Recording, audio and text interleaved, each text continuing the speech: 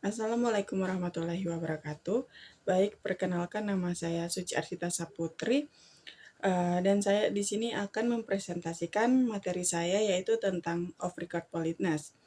Nah, di sini judul saya yaitu Strategi off record dalam kesantunan berbahasa, pendekatan pragmatik terhadap tindak tutur tidak langsung. Jadi kita masuk ke pembahasan. Selanjutnya itu adalah landasan teoritis. Yang pertama ada teori kesantunan dan konsep Weiss. Jadi teori kesantunan yang dikembangkan oleh Brown dan Levinson berakar pada konsep Weiss dari Goffman. Nah, uh, menurut mereka itu Weiss ini merupakan suatu citra diri yang harus dijaga ketika kita sedang berkomunikasi. Nah, dalam Weiss ini juga terbagi atas dua. Yang pertama itu positive face atau ingin dihargai dan disukai. Yang kedua itu ada negative face atau ingin dihormati dan tidak diganggu. Dalam komunikasi, kadang kita diharuskan untuk menyampaikan sesuatu yang harus mengancam orang lain, atau yang biasa disebut dengan face threatening act atau FTA. Nah, dalam hal ini kita bisa menggunakan strategi ini. Kemudian yang kedua itu adalah strategi off record, definisi dan premis data.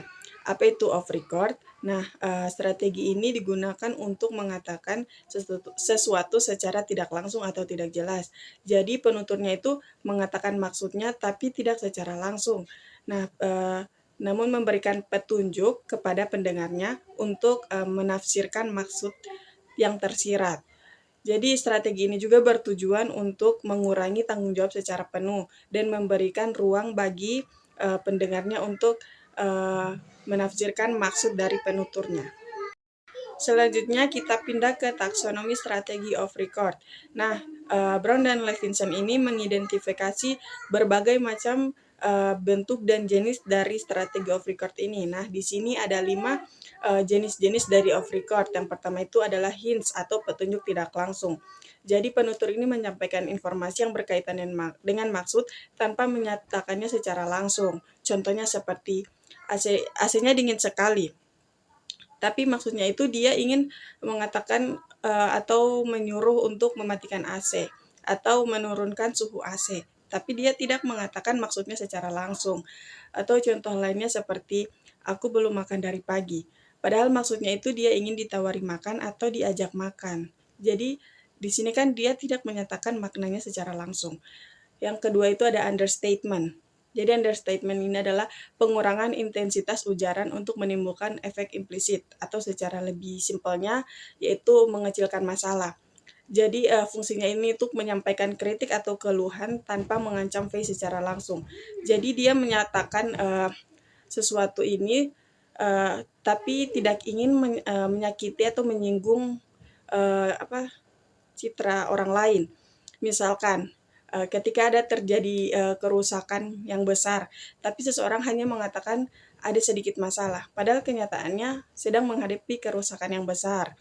Atau contoh lainnya seperti tugas ini lumayan menantang. Padahal sebenarnya tugas itu sangat sulit, tapi dia berbicara dengan nada merendahkan masalah karena tidak ingin menyinggung seseorang yang memberikan tugas tersebut.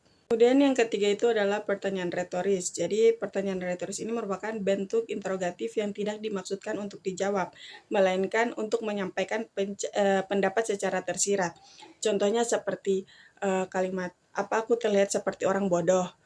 Kan di sini itu kalimat ini bukan benar-benar pertanyaan, melainkan penegasan kalau dia itu sedang tidak senang atau sedang marah. Contoh lainnya seperti, harus berapa kali sih aku bilang?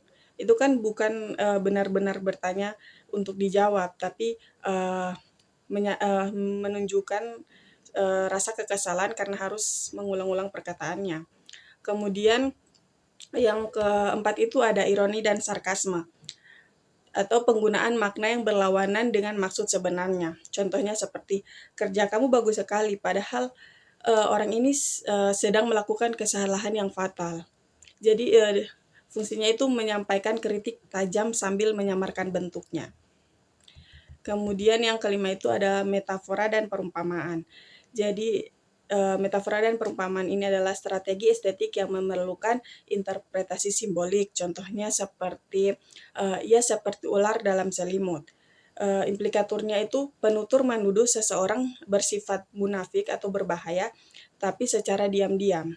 Contoh lainnya seperti omongannya sangat manis seperti madu, tapi sangat tajam seperti pisau.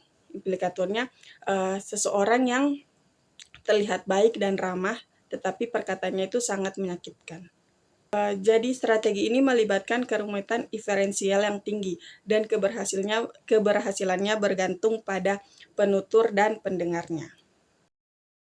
Selanjutnya kita pindah ke fungsi pragmatik dan risiko komunikatif. Yang pertama kita akan bahas tentang fungsi.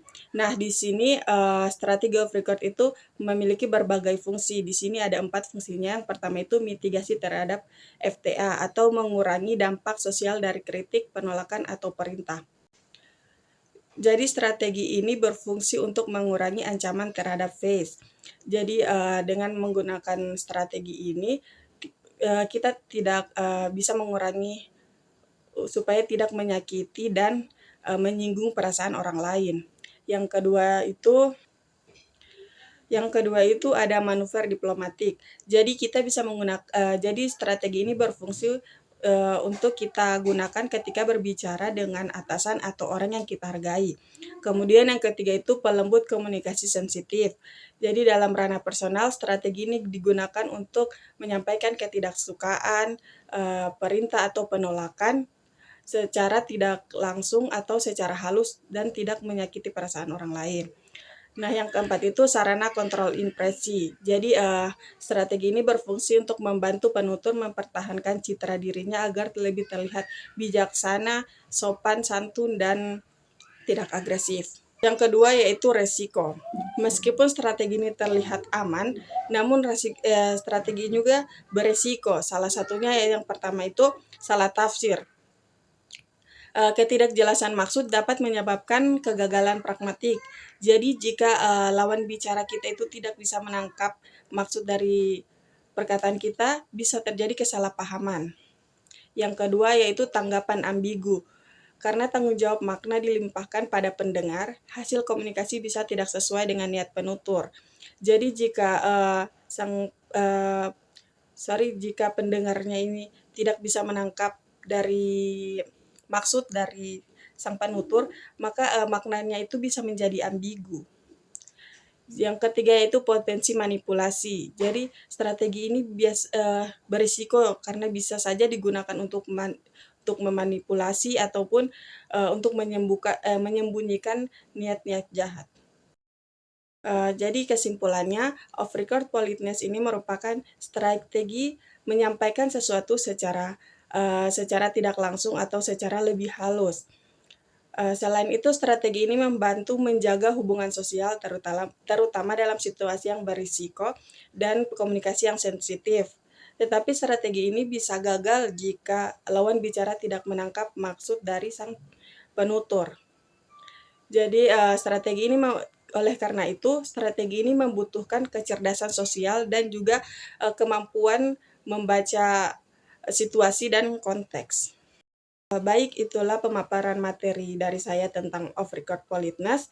Mohon maaf jika masih banyak kesalahan dan kekurangan dalam penjelasan saya kali ini. Terima kasih.